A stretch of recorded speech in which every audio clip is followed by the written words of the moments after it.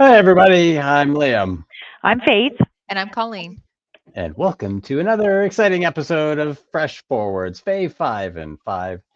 Today we have Ultra LMS 4000.10, and that is the March 2026 release.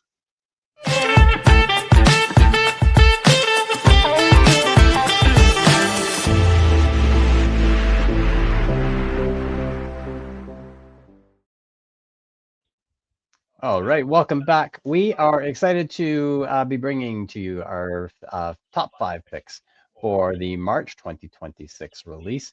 Before we jump into the actual new stuff, we're going to do a quick little recap, letting you know what came out in the previous release. So we'll just advance our slides here.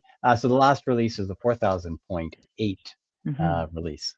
All right, so at number 5, we had enhanced achievement usability, improved accessibility for custom badge options, and next we had automations to remind students to check their feedback, followed by stack blocks vertically in documents, and our number 1 pick last round was anthology response to user feedback, which was a little bit different last time. We kind of Different gave a pick. shout out to Anthology with how well they respond to our feedback and all users actually. So it's good. Yeah. Excellent. And so that's what we had last. That was the February release, and now we're going to look ahead into what we had in store, what we have in store for March. All right. So coming in at number 5, we have question title field relocated. Yes, and just generally speaking, it's worth noting that the question title field previously was up above everything, and that's now been moved from the beginning of the question authoring workflow to the bottom, making that a little bit easier for faculty. Um, Keeps it as an optional metadata element, but it also reduces cognitive load during question creation, and avoids you accidentally typing your question in the question title and then getting frustrated with yourself. Yes, I did that all the time. I always just assumed that that first text space, text bar was intending for the question prompt to be there. So I know this will prevent a lot of little mishaps for me when I'm creating quizzes and tests and things like that. All right, so for number 4, we had partial credit limits that have been removed for multiple choice or and multiple answer question types. Yeah, so for instructors now, you can assign credit values for all questions that they don't have to add up to 100. Partial credits can be anywhere from negative 100 points or percent to up to 100% positive. Validation continues, so it will still tell you if the total doesn't add up to 100 for correct answers, but it does not stop you from proceeding if that's the case. And now, as instructors, you can enter positive credit values for options that are not actually the correct answer, so partial value for that. And the total partial credit value for correct answers should still be at least 100%, but it is allowed to pass that value. Mhm. And negative marking continues to operate when enabled. Instructors can just adjust credit values during regrading as well.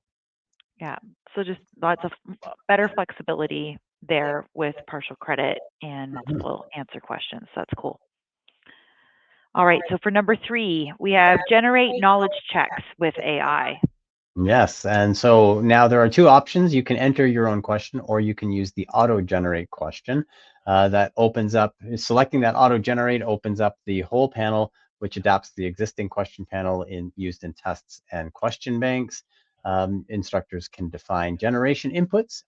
You can decide the description text field, the selector to choose course items. You can also adjust the complexity, and the advanced options include an output language selector for courses that are in different languages.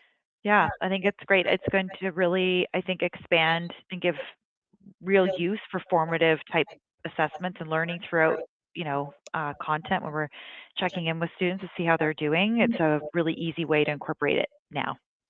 Yeah. All right, and for number 2, we have enhanced threading experience in course messages.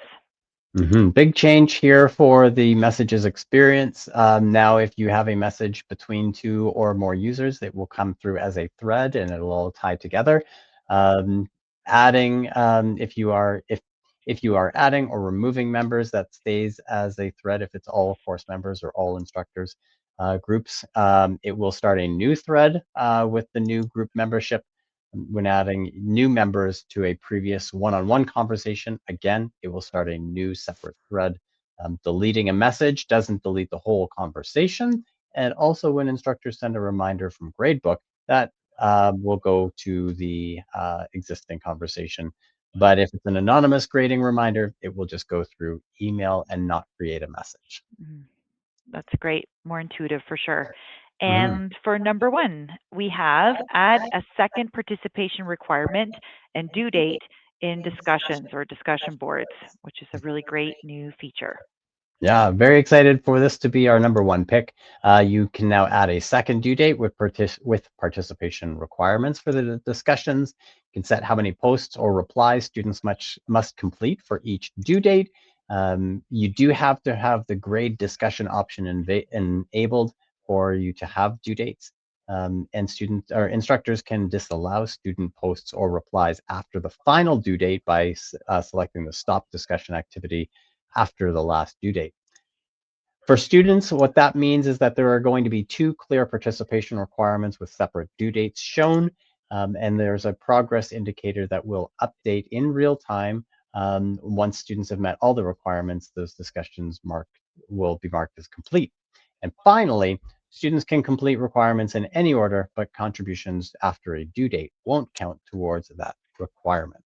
Hmm. So that's it. Those are our Fave 5 and 5. I don't know if folks are watching the timer, but we kind of we stretched our 5 minutes out a little bit. But those are our top 5 for this upcoming release. I hope that's this has been helpful for folks.